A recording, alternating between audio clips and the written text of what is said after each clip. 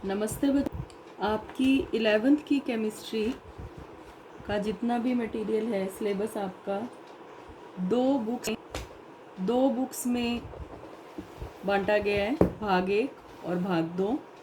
Paper आपका एक ही होता है, फ़िलहाल यही सिस्टम है कि एक ही पेपर होता है और बुक्स आपकी 2 हैं। तो आपको आज फर्स्ट भाग रसायन भाग 1 का पहला चैप्टर हम लेते हैं।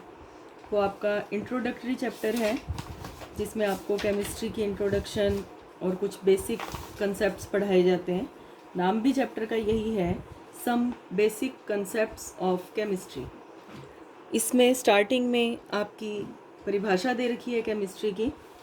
आप अपनी बुक्स साथ साथ खोल करके रखें। रसायन विज्ञान अणुओं और उनके रूपांतरण का विज्ञान है। अणु मतलब किसी भी पदार्थ का वह छोटे से छोटा कण जो स्वतंत्र अस्तित्व रखता है, उसे अणु कहते हैं। अणु और उससे चेंजेस से बनने वाले जो और पदार्थ हैं, उनके रूपांतरण बोलते हैं हम उसे, वो रसायन विज्ञान है। और इसमें सिर्फ तत्वों का ही विज्ञान नहीं होता। तत्व कितने सारे हैं, लगभग 118 तत्व खोजे जा चुके हैं। सिर्फ उन्हीं का विज्ञान नहीं है, बल्कि उनसे निर्मित होने वाले असंख्य प्रकार के अणुओं का विज्ञान है। इसके बाद आपके फर्स्ट पैराग्राफ में डेली लाइफ के कुछ एग्जाम्पल आपको इसमें दे रखे हैं। दूध से दही बनना, सिरका बनना, लोहे का जंग लगना। तो यहाँ पर आपको ये बताया गया है कि किस प्रकार से केमिस्ट्री दैनिक जीवन में आपके साथ चलती है। सिर्फ किताबों में नहीं, दैनिक जीवन में केमिस्ट्री आपके बहुत काम भी आती है और आप उसके एग्जाम्पल भी देखते हैं। अब है रसायन विज्ञान का विकास। रसायन विज्ञान का विकास है, ये कोई बहुत पुराना नहीं है। इसका जो अध्ययन है, ये रसायन विज्ञान कोई स्पेशली रसायन के लिए इसका खोज की गई है, इसको शुरू किया गया, ऐसा नहीं है। बल्कि इंसान हमेशा खुद के फ़ायदे के लिए, अपने मतलब के लिए कामों की शुरुआत करता है। तो इसके जो 2 मुख्य कारण रहे जो सामने आते हैं, वो ये हैं। एक आपने सुना होगा पारस पत्थर के बारे में। ऐसा पत्थर जो सोने से, लोहे से टच कर दे तो उसको सोना बना देता है, उसे पारस पत्थर कहते हैं। तो पारस पत्थर इंसान को हमेशा से आकर्षित करता रहा। ऐसे ही अमृत, जिससे व्यक्ति अमर हो जाता है। इस प्रकार से कुछ ऐसी बातें थी जो रसायन के विकास के लिए उत्तरदायी थी, जिनकी वजह से रसायन आगे बढ़ा। और भारत में जो रसायन है वो बहुत पहले से चल रहा है। और भारत का जो पुराने समय का रसायन है, ऋषि मुनियों के समय का, बहुत विकसित रसायन था। बहुत ज़्यादा उस पर खोज की गई, बहुत अधिक उस पर काम किया गया। इसके अलावा दूसरी संस्कृतियाँ, चीनी संस्कृति में भी रसायन काफ़ी आगे बढ़ा।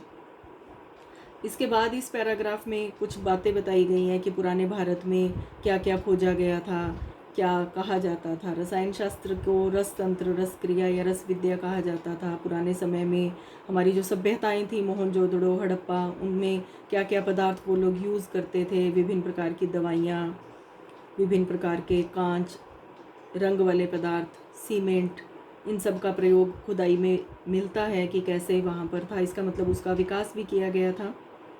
वो किस प्रकार से धातुओं को, सीसा, चांदी, सोना, तांबा, इन धातुओं को प्रयोग में कर लाते थे, कैसे उनसे गहने या बर्तन बनाते थे, ये सब भी हमें खुदाई के दौरान पता चलता है। अब है आगे जो इन्होंने बताया हुआ है, वो है कि तांबे और लोहे का निष्कर्षण, कैसे भूमि से जब खनिजों में तांबा और लोहा निकाला जाता है तो उससे सफाई कैसे होती थी, वो पुराने समय में भारत में था। ऋग्वेद जो सबसे पुराना वेद माना जाता है चारों वेद में, उसमें भी इन बातों की चर्चा हुई है कि कैसे कपास को रंगा जाता था, चमड़े को रंगा जाता था। तो ये उस समय भारत के रसायन विकास को बताता है। एक और एग्जाम्पल यहाँ पर दे रखा है कि उत्तर भारत में काली पॉलिश वाले मिट्टी के बर्तन की जो चमक थी, वो आज तक कोई भी रसायनज्ञ उसको दोबारा नहीं प्राप्त कर पाया। तो इसका मतलब है कि उस समय का जो हमारा रसायन विज्ञान था वो काफ़ी विकसित था। फिर आगे आपको ये बताया गया है कि इसमें किस प्रकार से पुरातत्व स्थलों से विभिन्न प्रकार के सोने चांदी के आभूषण, मिट्टी के बर्तन प्राप्त हुए, जिससे पता चलता है कि कैसे अम्ल उस समय विकसित थे, किस प्रकार से रसायन विकसित थे। बारूद बनाने की बात भी हमारे पुराने ग्रंथों में लिखी गई है, तो उसका भी विकास हो चुका था। नागार्जुन नाम याद रखेंगे, बहुत पॉपुलर वैज्ञानिक हुए, हमारे रसायनज्ञ हुए, बहुत जानकारी रखते थे ये।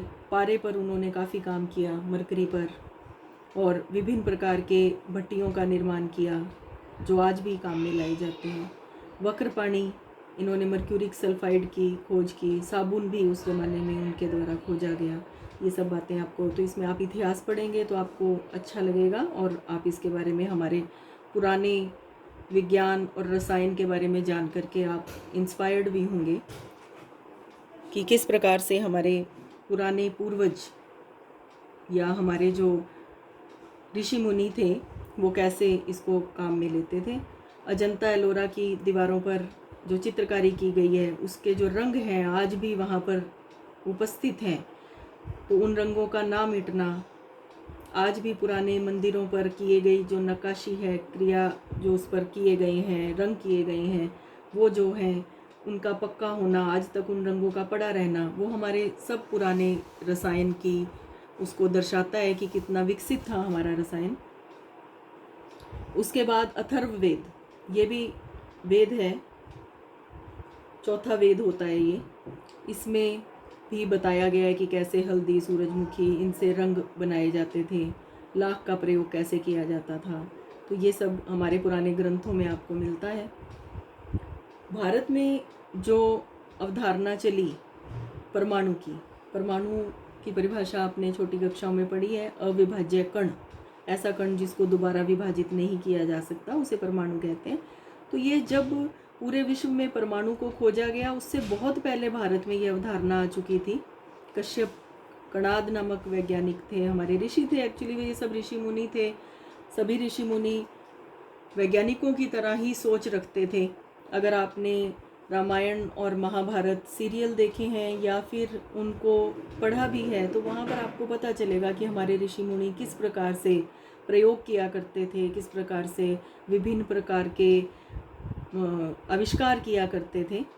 तो उसमें वैसे ही हमारे एक ऋषि थे आचार्य कणाद, जिनका नाम कश्यप था, कश्यप ऋषि के नाम से मशहूर थे। वो परमाणविक सिद्धांत उन्होंने दिया था परमाणु के बारे में, बहुत साल पहले, डाल्टन के बताने से भी बहुत वर्ष पहले। तो ये हमें बताता है कि कैसे, ये आपके इसमें यहाँ दे रखा है कि डाल्टन से लगभग 2500 वर्ष पूर्व कणाद ने ये बता दिया था। तो हमारे पुराने समय में रसायन कितना विकसित था वो आपको इससे पता चलता है। बहुत प्रभावशाली बातें हैं। चरक संहिता, ये आयुर्वेद ग्रंथ है। 4 मुख्य ग्रंथों से अलग एक और ग्रंथ है आयुर्वेद, जो चरक संहिता में मिलता है आपको। तो अब इसमें क्या है कि ये सब दवाइयों, रोगों के उपचार के बारे में बताया जाता है। आजकल आयुर्वेद को पुनः हमारे भारत में स्थापित करने के लिए काफ़ी प्रयास किए जा रहे हैं। आयुष मंत्रालय की स्थापना की गई है।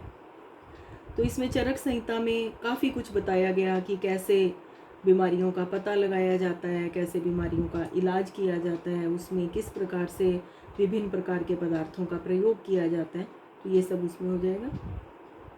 फिर है कि ये पुराना रसायन था, धीरे धीरे ये कम होना शुरू हो गया। अंग्रेज आ गए हमारे भारत में, हमारे ऊपर प्रभाव होना शुरू हो गया अंग्रेज़ों का। तो हम नई तकनीक की तरफ जाने लगे, पुरानी तकनीक पीछे जाने लगी, बाहरी उत्पाद देश में आने लगे। धीरे धीरे हमारी टेक्निक ग्रंथों में ही रह गई, पीछे चली गई। आपको ये सब बताने का पर्पज़ ये है कि आप इस बात को समझें कि हमारे पुराने समय में, पूर्वजों के समय में हमारे देश में रसायन कितना ज़्यादा विकसित था, और आज हमें उसी स्टेज में, उसी विकसित श्रेणी में जाने की ज़रूरत है। उसके लिए आपको रसायन की स्टडी, उसमें काम करना, उसमें मेहनत करना, ये सभी आपको करना चाहिए। आगे है रसायन का महत्व।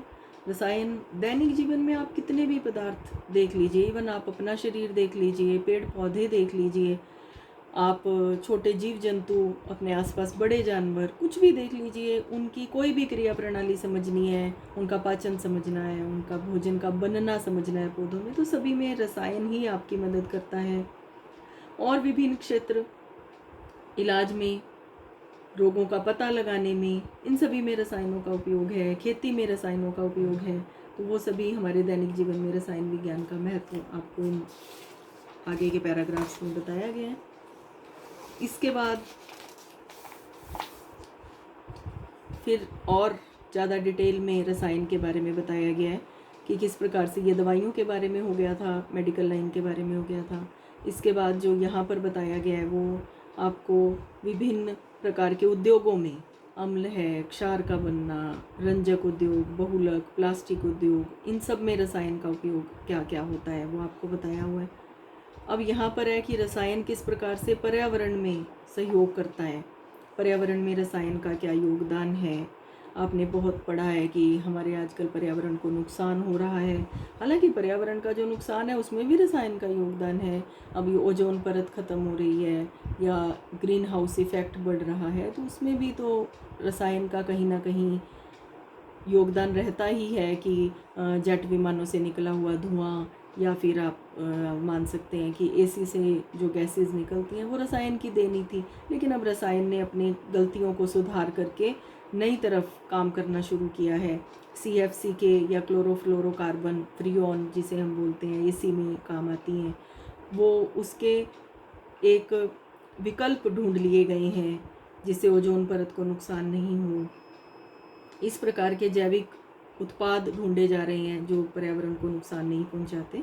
तो ये सभी सृजनात्मक कार्य क्या हैं वो आपको इस पैराग्राफ में बताया गया। इसके बाद है द्रव्य की प्रकृति। तो पहले आपको समझना है कि द्रव्य क्या है। यहाँ से हमारी इस टॉपिक से 1.2 से हमारी केमिस्ट्री वास्तव में शुरू हो रही है, हमारा सिलेबस स्टार्ट हो रहा है। तो इसकी स्टार्टिंग आपको करवा देते हैं। स्टार्टिंग में करते हैं द्रव्य की प्रकृति। द्रव्य का मतलब पदार्थ। देखिए, दो शब्द आएंगे, द्रव और द्रव्य। ये है द्रव और ये है द्रव्य। द्रव तो तरल पदार्थ जो बह सकता है, या आप कह सकते हो पानी, जिसका एक बिल्कुल कॉमन एग्जांपल है, चाय हो गई, दूध हो गया, वो सब द्रव हैं, उसके गुण हम पढ़ेंगे। और द्रव्य, द्रव्य का मतलब पदार्थ, कोई भी पदार्थ। अब पहचान कैसे हो कि कौन सा, किसको हम पदार्थ कहेंगे, किसको नहीं कहेंगे, कौन द्रव्य है और कौन द्रव्य नहीं है। देखिए, द्रव्य कोई भी ऐसी वस्तु जिसमें द्रव्यमान होता है, मतलब भार होता है, और जो स्थान घेरती है वो द्रव्य है। दो बातें होनी जरूरी हैं, दो शर्तें होनी जरूरी हैं। एक, द्रव्यमान होना चाहिए, भार होना चाहिए, और दूसरा, उसे स्थान घेरना चाहिए। आप मेरी आवाज़ सुन रहे हैं, लेकिन इसमें ना तो भार है ना ही यह स्थान घेरती है, तो आवाज़ द्रव्य नहीं है। आप इस पेन को देख रहे हैं, भार है इसमें, ये स्थान भी घेरता है, ये द्रव्य है, ये पदार्थ है। तो इस प्रकार से सिर्फ ये दो ही क्राइटेरिया हैं जिनकी सहायता से आप पता लगा सकते हैं कि कौन पदार्थ या द्रव्य है और कौन नहीं है। इसके बाद है द्रव्य की अवस्थाएं। द्रव्य की 3 मुख्य भौतिक अवस्थाएं हैं जो आपको इस लेवल पर पढ़ाई जाती हैं: ठोस, द्रव और गैस। इनके गुणों में अंतर रहेगा, आप चित्र में समझ सकते हैं। ठोस जो कठोर होते हैं, जिनके कण एक दूसरे के बहुत पास होते हैं, कणों के बीच में रिक्त स्थान बहुत कम होता है, एक दूसरे के एकदम नज़दीक रहेंगे, उसे कहा जाता है ठोस। जब कण ठोस से कुछ दूरी पर रहते हैं लेकिन अपना क्षेत्र नहीं छोड़ते, अपना क्षेत्र छोड़कर बाहर नहीं जा पाते, हम उसे कहते हैं द्रव। और जब कण एक दूसरे से काफ़ी ज़्यादा दूरी पर हो जाते हैं, अपने क्षेत्र को छोड़कर बाहर जाने की प्रवृत्ति भी रखते हैं, उसे कहा जाता है गैस। तो 3 अवस्थाएं हैं द्रव्य की: ठोस, द्रव और गैस। ठोस में कणों के हो गया बहुत पास होते हैं, गतिशील नहीं होते। द्रव के कण पास पास होते हैं, ठोस जितने पास नहीं होंगे, पास पास होते हैं, लेकिन ये गति कर सकते हैं। गैस के कण बहुत दूर होते हैं, तेजी से गति करते हैं, इसीलिए अपना स्थान छोड़कर इधर उधर भी चले जाते हैं, पूरे बर्तन में फैल जाएंगे जितने में वो होंगे। इनकी तुलना देखिए, ठोस का आकार निश्चित और आयतन भी निश्चित। आकार और आयतन का मतलब शेप निश्चित है, बदलेगी नहीं। आयतन जितनी जगह घेरनी है वो नहीं बदलेगी। द्रव आयतन निश्चित है, जगह समान घेरेंगे। 1 लीटर दूध है, उसे आप पतीले में डाल दीजिए, उसे जग में डाल दीजिए, बराबर स्थान घेरेगा। लेकिन आकार निश्चित नहीं है, जग में डालेंगे जग जैसा दिखेगा, पतीले में डालेंगे पतीले जैसा दिखेगा। द्रव का आयतन निश्चित है, परंतु आकार वो पात्र का ले लेता है। गैस का आयतन और आकार कुछ भी निश्चित नहीं होता, पूरी तरह से फैल जाती है, जहां होगी वहां पूरी तरह से फैल जाएगी। ताप और दाब को बदलकर हम द्रव्य की तीनों अवस्थाओं को एक दूसरे में परिवर्तित कर सकते हैं। ठोस को गर्म किया तो वो द्रव में बदल गया, द्रव को गर्म किया गैस में बदल गया, गैस को ठंडा किया द्रव में बदल गया, द्रव को ठंडा किया ठोस में बदल गया। इस प्रकार से द्रव की 3 अवस्थाएं हुई, द्रव्य की, ठोस, द्रव और गैस, और उनको अंतः परिवर्तित किया जा सकता है, एक दूसरे में बदला जा सकता है। तो आज की वीडियो में हम इतना ही करेंगे। पाठ को इंट्रोड्यूस कर लिया हमने, उसकी स्टार्टिंग कर ली। अब नेक्स्ट वीडियो में हम पदार्थ का वर्गीकरण पढ़ेंगे कि किस प्रकार से, हालांकि आपके जो 11th में टॉपिक आएंगे वो टॉपिक मोस्टली आपकी 9th क्लास से उठाए गए हैं। 9th क्लास के टॉपिक्स को ही और डिटेल में समझाने का प्रयास किया गया है, तो इसलिए बार बार हम बात करेंगे कि पिछली कक्षा में हमने क्या पढ़ा था और अब हम क्या पढ़ रहे हैं। तो आज इतना ही करेंगे। आप अपनी बुक में इस चैप्टर को रीड करें, इसको समझें, और सबसे ज़्यादा आप हमारे पुराने रसायन, हमारे पुराने विज्ञान, हमारे पुराने वैज्ञानिकों की महानता समझें और उनको फॉलो करने की कोशिश करें। Thank you.